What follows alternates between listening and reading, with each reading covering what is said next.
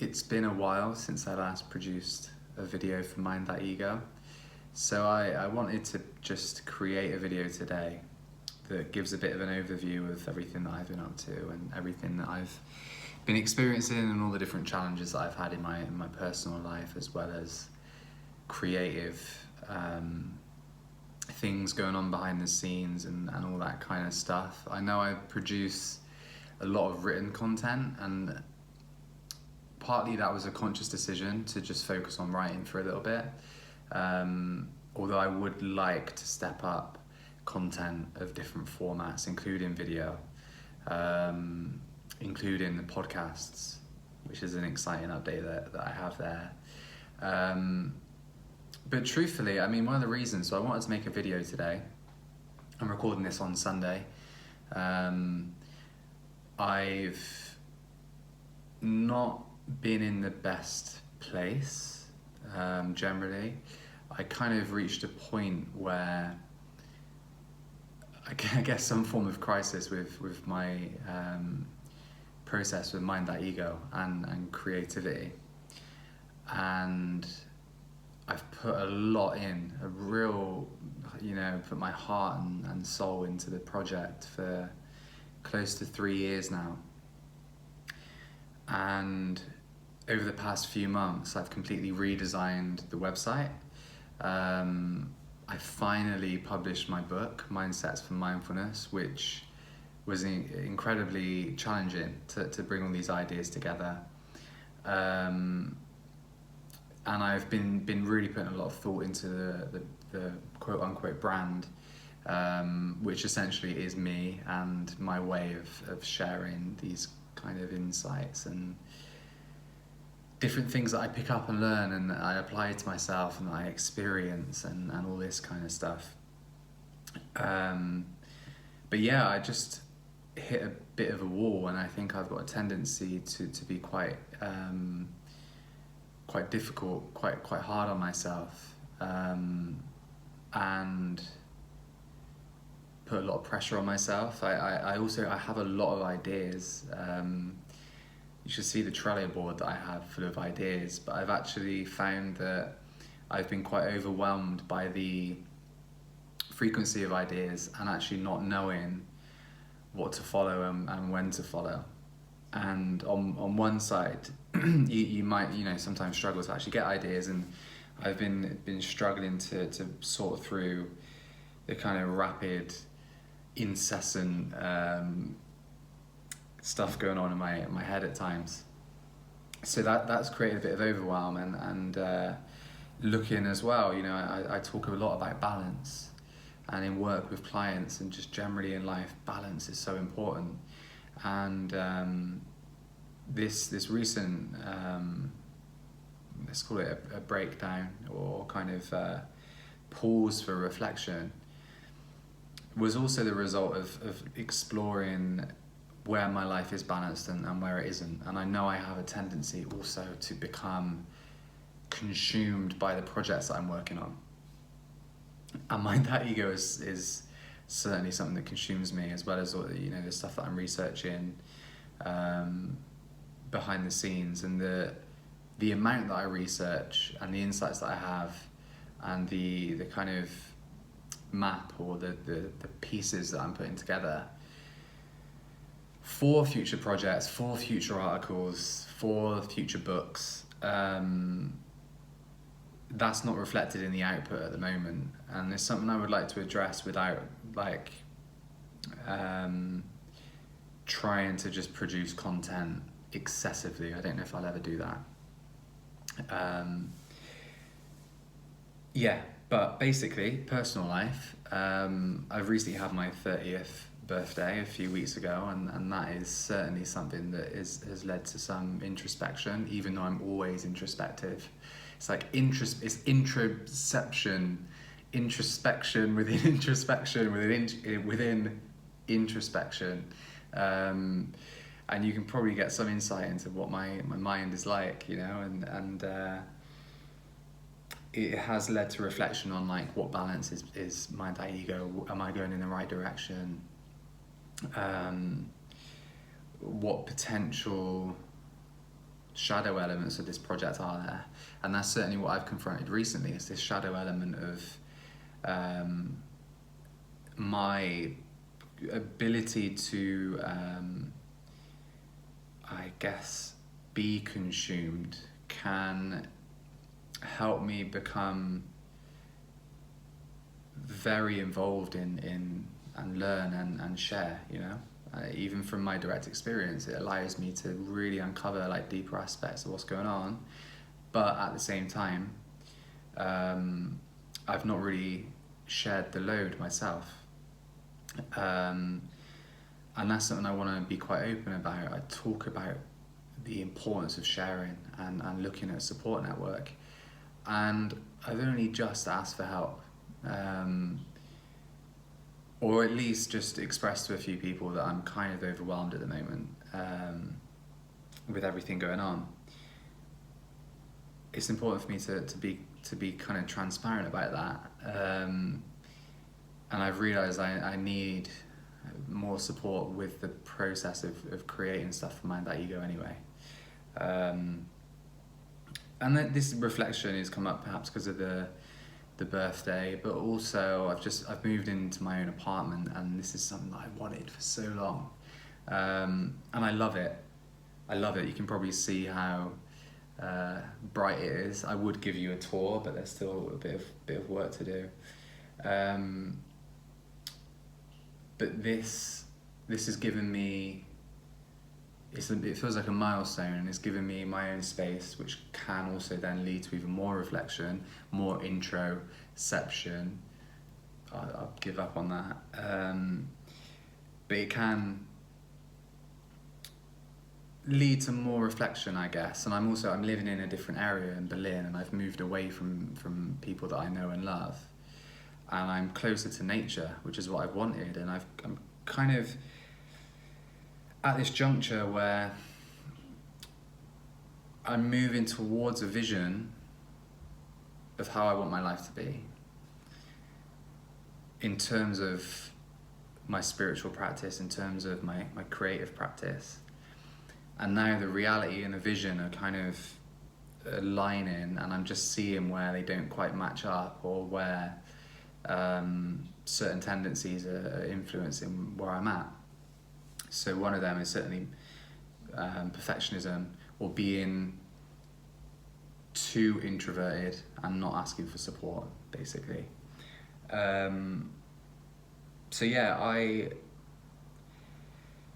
can also be really bitter. Seeing as now you watching this video, you're now my therapist, right? I can also be really bitter, and I don't know where I get, where the kind of internal marker is, but part of me has an idea of where I want MindThatEgo to be, and I feel that I've not done enough, or that I'm not at a place I would like to be.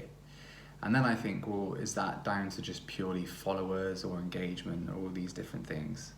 And it's probably a mixture of all of that. And also just feeling, I guess, yeah, doubt in terms of how much I'm putting into it. And what comes back, and really what that comes down to is losing a little bit of perspective. And I'm in the process where I'm increasingly trying to monetize and actually look at how I can do MindThatEgo and content creation completely full time, because I'm not there yet. I've still got work to do, along with the coaching as well. This is something that I'm working out how to balance all of these things. So I can get bitter if I feel like, I'm putting all this energy into it, and this hasn't happened, and I've not heard back from this person, I've been rejected by that person, and yada yada yada, and that can close me off. It can close my heart, which then closes me off to what I produce, and it means that what I'm producing and creating doesn't quite have the same tenacity behind it. It doesn't quite have the same aliveness behind it. So these are all things that I'm addressing currently, but I do have exciting things coming up. Now, a big thing, if you've not read the book, please do. You can sign up at mindthatego.com/mindsets for mindfulness with hyphens in between. Probably not the easiest way of saying it. Mindsets for mindfulness. I really encourage you to read it. I think there's a hell of a lot of value. And currently it's free for subscribers. So if you are on the list and you haven't read it, then please do download it. If you're not on the list, then sign up and you'll get your copy. In addition to that, I've had podcast interviews, one with Phil Borges, who returns to the show. It was brilliant, a brilliant conversation that we had that covered a lot of different areas. So that'll be online very soon. Do you say online for a podcast? I guess, yeah, because it will be online. Yeah, whatever. It's going to be published and broadcast soon. And I've also had an interview with David Lorimer, who is the program editor for the Scientific and Medical Network, but more importantly, from my personal perspective, he is the chair of the Galileo Commission. And this is a group of academics and scientists who are trying to shift and change the paradigm of science, the framework of science, so that we incorporate more of the human experience and more of the spiritual or transcendental, those experiences that lie outside of ourselves, to incorporate that in science, because there are a lot of assumptions that filter down and have a real impact on your mental health and your well-being. And this is something that came up in the show. I spoke of the years of my kind of disenchanted years where I felt really hopeless and depressed.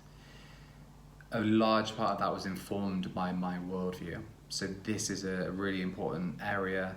It's in the book as well. I talk of the enchanted worldview and the importance of this stuff.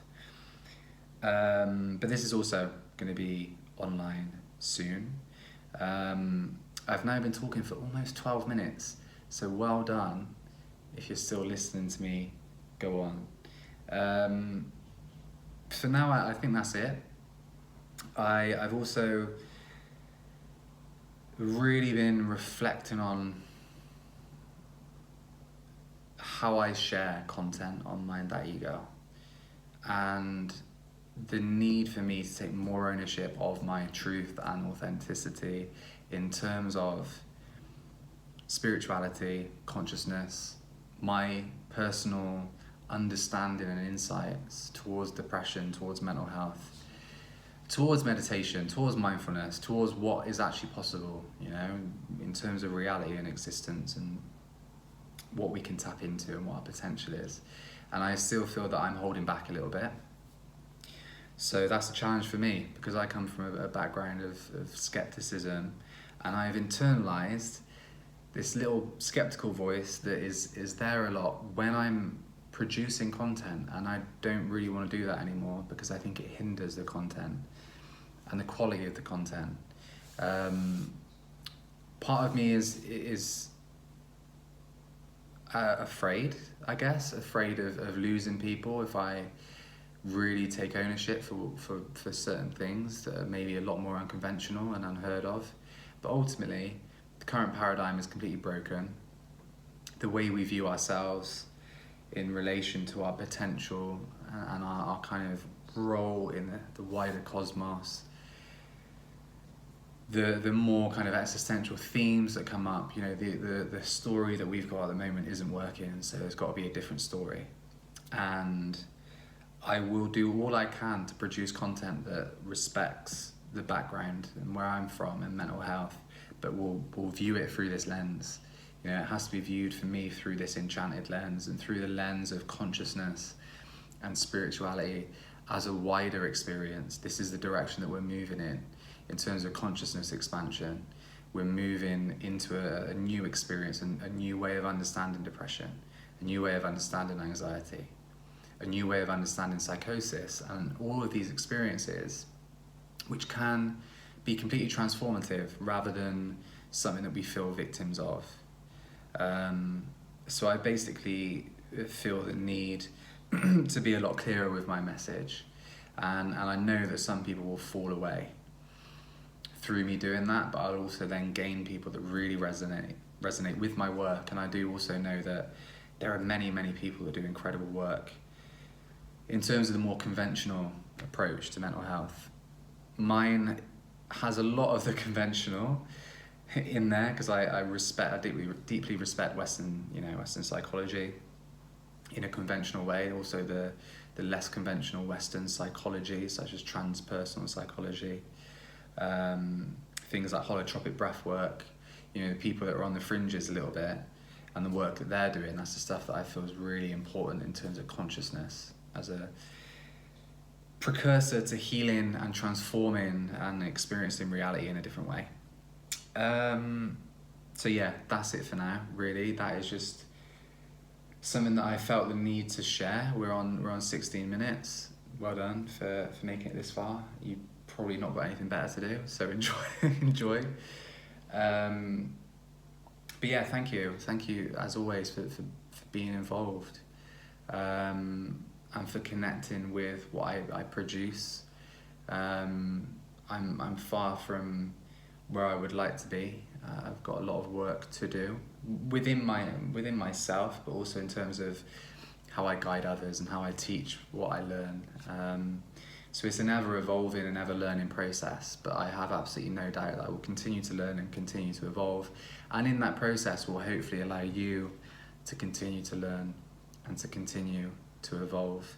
So yeah, I hope that you're with me. I hope that I continue to give you value through MindThatEgo, and I will do my very best, whilst also looking at how I can balance my life in a way so I do not become consumed by this project.